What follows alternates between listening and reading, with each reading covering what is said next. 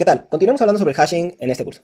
En esta ocasión vamos a hablar sobre las tablas de hash. ¿Qué es una tabla de hash? Una tabla de hash es una estructura de datos que está contenida en varias colecciones dentro de nuestro framework de colecciones de Java. Esta tabla de hash esencialmente es un arreglo común y corriente, un arreglo normal, cuyos elementos son normalmente listas enlazadas. Un poquito más adelante voy a explicar específicamente por qué es importante que cada uno de estos elementos de la tabla de hash sea una lista enlazada y no un valor convencional, digámoslo así. Otra cosa importante a considerar sobre las tablas de hash es que los elementos de este arreglo especial se van a guardar de acuerdo con el hash code asignado al elemento. Recuerda que en el video pasado hablamos sobre las funciones hash. La función hash es aquella que recibe un valor de entrada y nos va a producir un código de hash o hash code. En base a este hash code es precisamente que los elementos que se quieran guardar en este arreglo especial se van a guardar. Es decir, en base al hash code se va a producir un índice de este arreglo especial y es en ese lugar donde el elemento será guardado. ¿Por qué la necesidad de una tabla de hash? La necesidad de este tipo de estructura de datos especial es porque algunas veces algunas operaciones que pueden parecer muy simples en las colecciones pueden llegar a ser ineficientes en ciertas ocasiones, en ciertos escenarios en particular.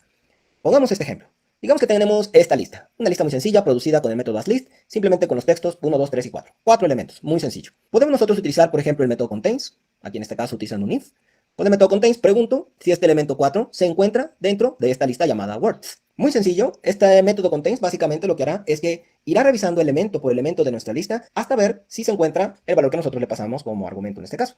Si lo encuentra, pues nos va a devolver true, si no lo encuentra, nos va a devolver false. La pregunta es, ¿qué pasaría si en lugar de 4 palabras, como lo tenemos en este ejemplo, fueran 10.000 palabras? Nuestra iteración podría llegarse a hacer hasta 10.000 veces. Pero, ¿y si fueran 1.000.000? Entonces nuestra iteración podría llegar a ser hasta 1.000.000 de veces. Lo que obviamente hace que nuestro método contains sea sumamente ineficiente. Tendrá que ir revisando 1.000.000 de veces elemento por elemento a ver si alguno coincide con el valor que yo le pase como argumento al método contains. Así que surge una pregunta en todo esto. ¿Será posible que podamos saber de antemano en qué ubicación se va a guardar cierto objeto?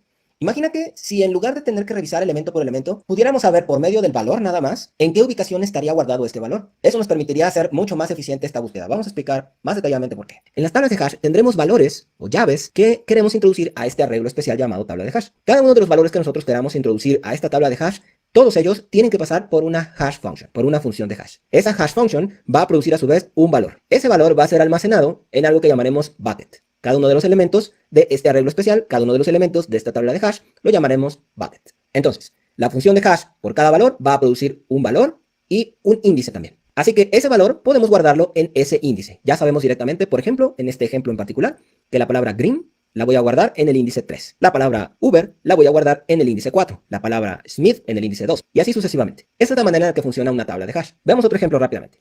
Digamos que tenemos estos 4 valores aquí, 1, 3, 5 y 7. Y tengo una función hash que lo que hace es obtener el porcentaje del valor del 100. Entonces, mi función de hash sería 1, que es mi valor, porcentaje, aquí dice 10, aquí hay un pequeño error, pero bueno, 1, porcentaje, 100. Esto me da como resultado un 1. Por lo tanto, el valor 1 se va a guardar en el índice 1. En este caso, el ejemplo, pues va a coincidir el valor con el índice, pero no siempre necesariamente esto es así. 3, que es el valor, porcentaje 100, me va a producir 3, por lo tanto, el valor 3 se va a guardar en el índice 3 del arreglo. 5, porcentaje 100, se va a guardar en el índice 5, y así sucesivamente. Esta es una función hash sumamente sencilla, que normalmente se utiliza solamente para números enteros, pero normalmente tendremos la necesidad de guardar objetos de todo tipo, por tanto, no es una función factible para nosotros, solamente nos sirve como ilustración. Ahora digamos que tengo esta tabla de hash, y quiero utilizar ahora el método contains para saber si encuentro el valor 1. ¿Cómo lo puedo hacer? En lugar de recorrer cada uno de los elementos del hash table para ver si tengo este valor, lo que hago simplemente es que obtengo la función de hash del valor 1. Entonces, en base al resultado que yo encuentre, que me va a devolver el índice, pues voy a encontrar que puedo buscar mi elemento en el índice 1 del hash table, que es un arreglo normal, recuerda. Ahí me va a devolver un valor encontrado. Si ese valor encontrado coincide con el que yo le estoy pasando como parámetro, o como argumento a la función, entonces me va a devolver que el resultado es true.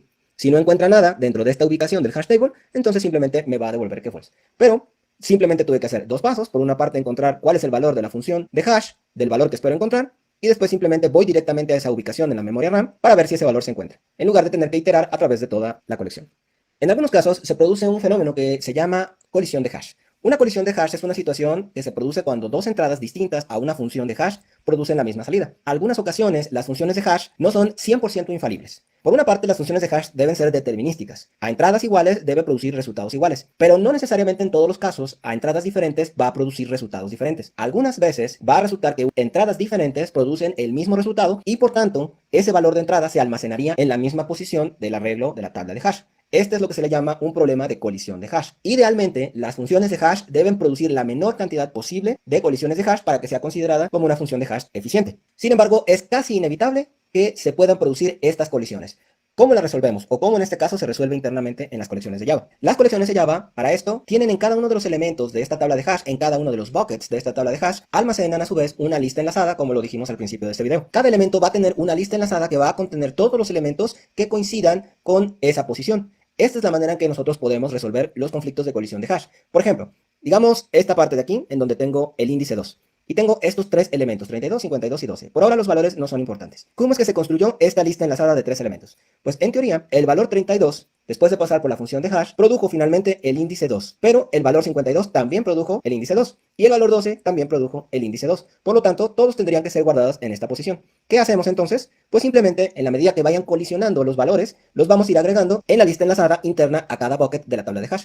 Utilizamos las listas enlazadas precisamente porque, como vimos anteriormente, son eficientes para la inserción de elementos, sobre todo en el tail de la lista enlazada. De manera que si nosotros queremos, por ejemplo, encontrar o utilizar el método contains, por así decirlo, para saber si dentro de mi tabla hash se encuentra el valor 52, este valor.